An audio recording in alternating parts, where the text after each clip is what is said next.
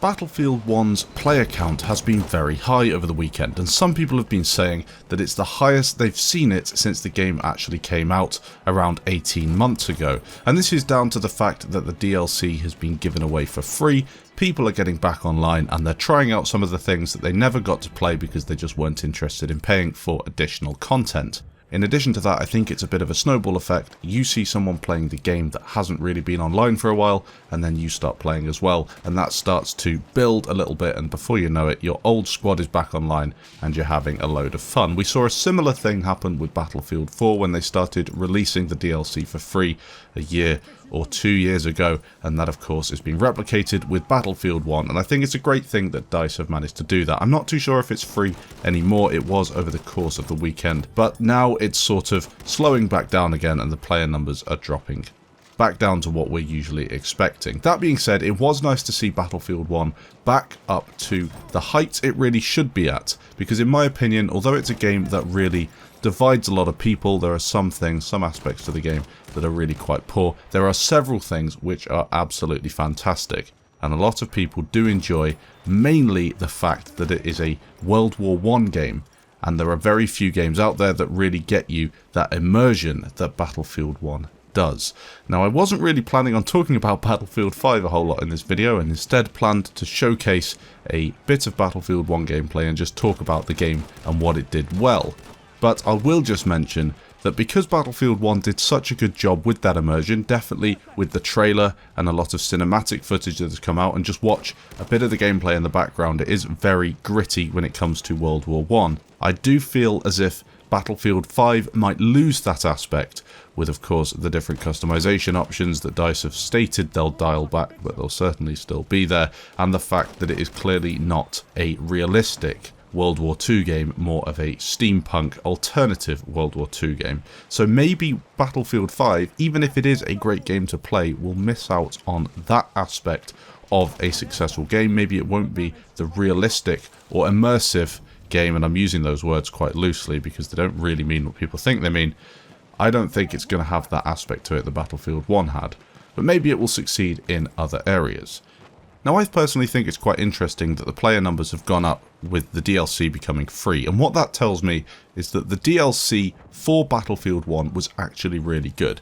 Admittedly, I wasn't a massive fan of Turning Tides and Apocalypse, but the first two, the They Shall Not Pass DLC and the In the Name of the Tsar DLC, were just great because they brought about a different type of World War I. They brought something that we didn't see with the vanilla game. Now, personally, I always feel like the vanilla maps in Battlefield games tend to be the most polished for the most part. Yes, you do get some odd ones that come in from the DLCs, which tend to be really good as well. Take, for example, in Battlefield 4, where we had a really nice selection of maps with the vanilla portion of the game, but then we also got, say, Final Stand, some quite special maps such as Hammerhead, which many people don't really enjoy, but for me personally, I think it did a great job of integrating infantry on that central island with the two indoor flags and the outdoor section, which was great for vehicles. And I feel as if there are certain maps like that which people would really be interested in playing. The same thing was seen in Battlefield 1. Now, of course, there are some maps that in the DLC people don't really enjoy playing at all. For me, if the map Caporetto comes up, I don't want to play it, I don't enjoy it. Some like it, I personally do not like it at all. That being said, if you didn't play it, you'd obviously want that chance to go and play it if the DLC is free. So that's what brought in a load of players. Now, if DICE could then do this again for Battlefield 3, possibly just make BF3 free to play, and maybe Battlefield 4 just make it free to play, and then people would be getting involved and you'd be hyping up your older games, and then people are far more likely to buy Battlefield 5 when that comes out. I think that might be something they might want to take a look at. And of course, player numbers in BF3 and BF4 have been struggling recently, so that's not going to help Battlefield 5 either, because you want your old fans to buy your new game. I think Battlefield 5 has also put BF1 into perspective. I did a lot of complaining with Battlefield 1. It wasn't a game that I loved from the outset, that's for certain. I did come to like it over a couple of months. I definitely got used to the infantry gameplay and what was required, and I did quite enjoy some of the more subtle aspects of the game.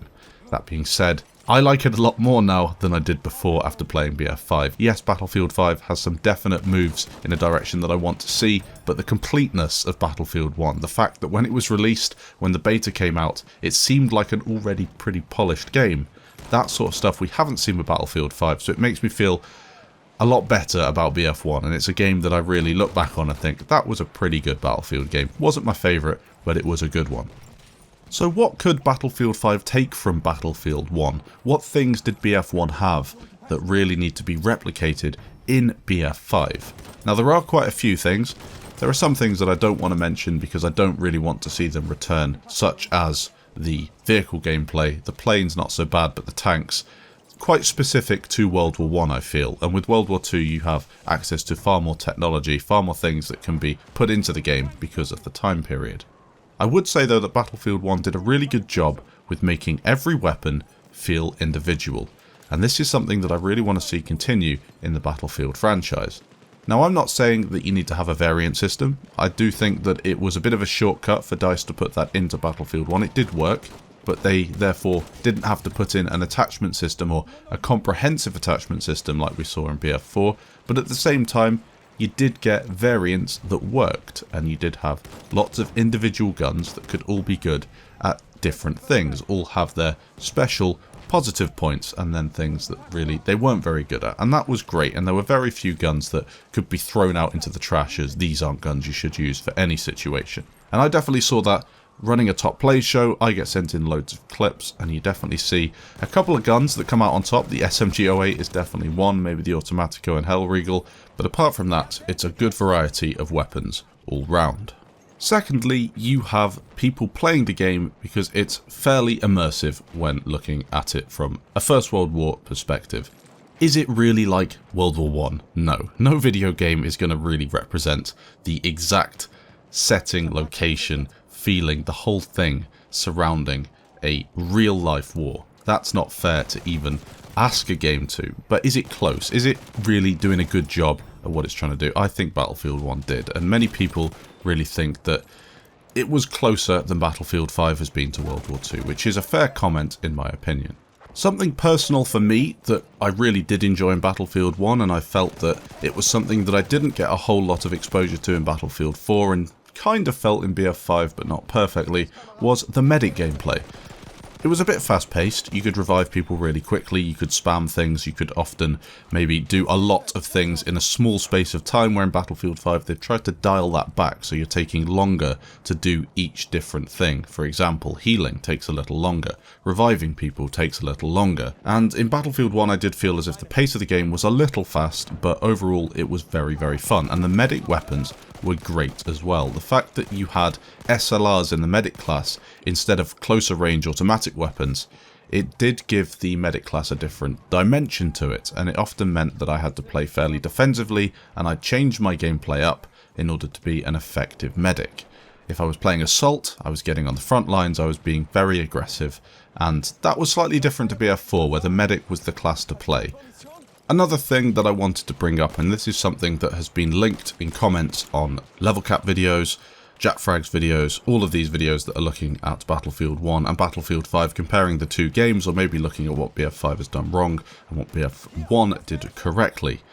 We have got the politics and the diversity and all of this stuff that is clearly being forced in Battlefield 5. Now, a similar thing was forced in BF1, and I say forced, it was put into the game at the start of the game's life with the alpha, the beta, and all of the trailers, and people reacted, I would say, a little bit positively, a little bit negatively. Now, with Battlefield 1, no one could really argue that it was done fairly tastefully.